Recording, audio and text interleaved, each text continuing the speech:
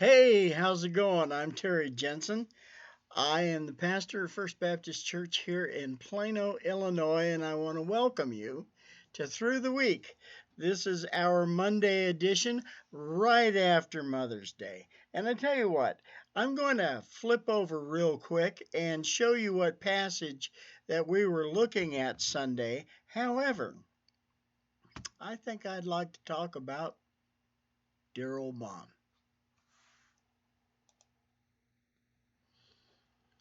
Romans 8:18 through 21 go like this. What we're suffering now is nothing compared with the glory that will be shown in us. Everything God created looks forward to the time when his children will appear in their full and final glory. The created world was bound to fail, but that was not the result of its own choice. It was planned that way by the one who made it. God planned to set the created world free. He didn't want it to rot away completely. Instead, he wanted it to have the same glorious freedom that his children have. The same glorious freedom that his children have. One of the first line in that passage talks about suffering and how God suffers for his children for their sake. Yesterday, I applied this passage to moms, to mothers everywhere. Whether you're tall, whether you're short, whether you're, that word, or whether you're skinny. It doesn't matter. All moms suffer. They do. It's not the kind of suffering that comes from, say, catching Ebola or the kind of thing that happens from being tortured. No, it's nothing like that. But every mom takes pleasure in making sure that their children are right, that they're clean, that they're clothed, that they're fed, and that the things that they need for their future are there. Now, I realize that there are some who don't have that opportunity. They're, well, they're deprived. And even though their kids may not be as clean as others, the clothes may be a tad bit tattered, and they don't eat as well as others, these mothers still strive for the best that they possibly can for the sake of their children and loved ones. Yeah, I know there are some who fail miserably. And I'm not here to discuss fault. What I am, I'm here to discuss success. Because for the most part, moms are there 24/7. I know my mom was. My mom loved me to death, even though I was a rotten little snot. However, I could never ask for a better mom. Yeah, she got really mad at me a lot, and she chewed me out. Boy, I tell you what. And she made me learn how to cook, and she made me learn how to clean. She made me learn how to take care of myself, and she worried about me constantly. And that worry is more akin to suffering than anything I can think about. My mom worried about me constantly.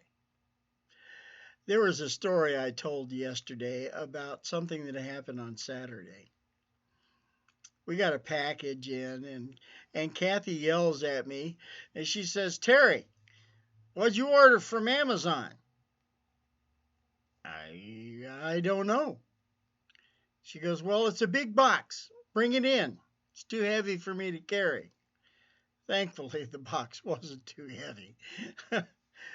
So I brought it in, and we opened up the first box, the Amazon box, and lo and behold, man, you wouldn't believe it. There was another box. So we opened up the other box, and there it was, this wonderful Shiatsu Massager with heat. And it fit perfectly on my wife's recumbent bike. So I set it up over there, and she gave it a whirl, and oh boy. Now, I want to say something to kind of make my point. And this has to do with what we did on Friday, which was move my daughter Megumi home from college. What a horrid experience. Mm, maybe, maybe not. But it was a rough one because it was 3.5 hours to get to Western to begin with. And once we got there right at noon, which is rare because we said we were going to be there at noon. But we got there at noon, and from 12 till 5, we were packing the car. Oh, man. And my daughter, the reason why it took so long is because my daughter hadn't really done much packing or cleaning or anything. And so we had to do all of that. So we got the car all packed up, and I didn't remember her having so much garbage. Well, it wasn't all garbage, but so much stuff. She had so much stuff that there was no seating in the car except for the driver and one passenger. Okay, so we had my wife, me, my daughter, and two seats. Well, guess who had to sit on the hump? It wasn't my daughter. It was me. So we finally, Kathy came up with a really great idea of purchasing. It's like a bag, goes on top of your car. So we went to Walmart, got the bag, and it took us about an hour, hour and 15 minutes to unpack enough so that there was a seat available, and then pack it up into that thing and put it on top. Okay, so we get it up there. It's all strapped down, and my wife is starting to freak out. She thinks the thing is going to go flying off. Of course, my natural response would have been, okay, get up there, tie it off yourself. However, I kept my mouth shut. I know that's out of character, but I did anyways. And I said, just stop in a parking lot. We'll double check it and uh, strap it down better. And she said, okay. So I said, we strapped it down better. And she says, oh, good. I feel so much better. So we finally get home, and it's a 3.5 hour drive, right? It is so late. And I was beat. Kathy was beat. And so we just went to bed and woke up the next day. We weren't beat anymore. We were beat and broke. Man, we were so sore. Ah! And so Kathy got up on the recumbent bike. Oh, I got to back up just a little bit. I'm getting ahead of myself.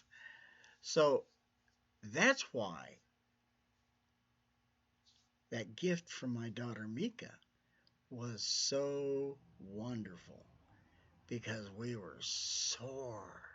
So Kathy crawled up there, got up on that seat, got up on that recumbent bike, and she actually worked out 15 minutes longer than she normally does.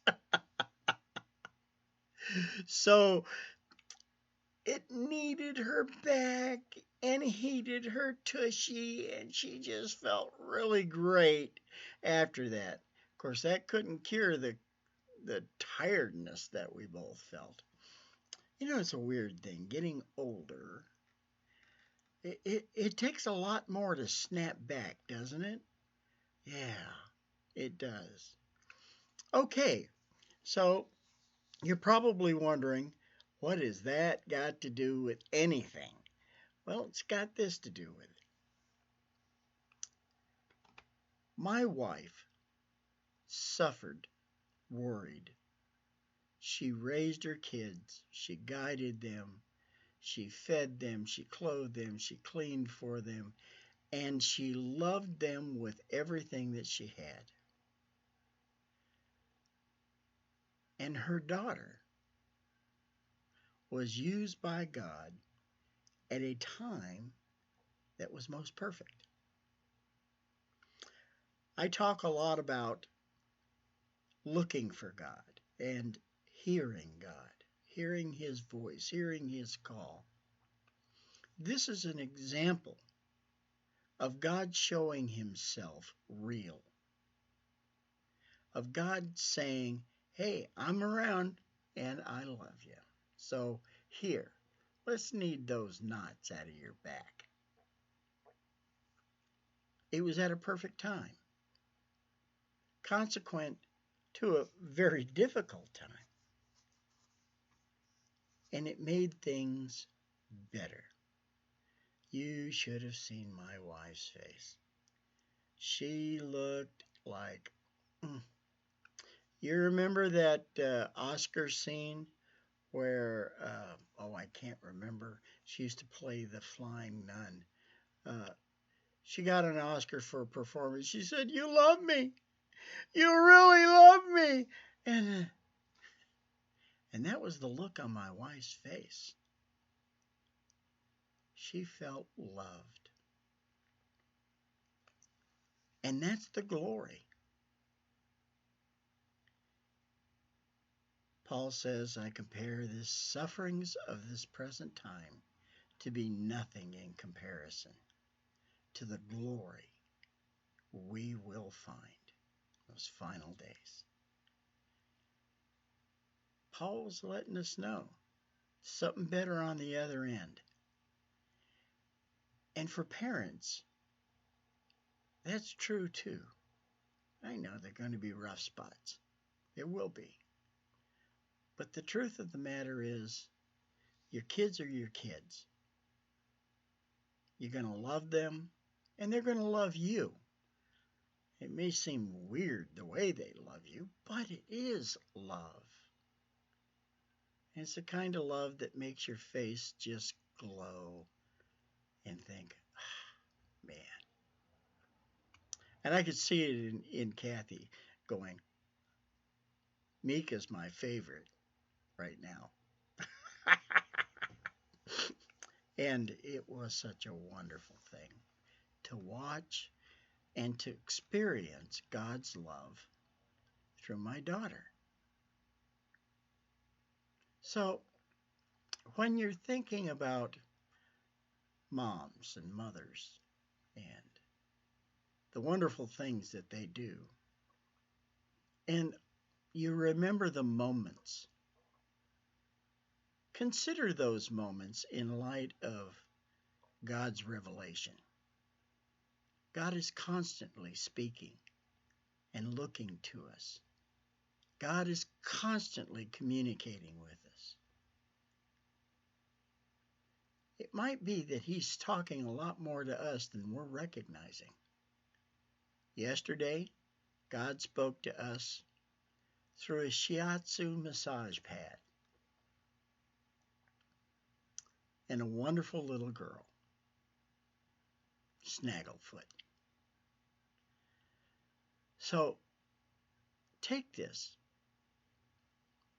Consider your moms and dads, and consider how God speaks through them to show you His immense love. Well, this is a little bit different. Yeah, I know. But I'm out of here. I hope that you have a blessed day and that everything is really great for you today.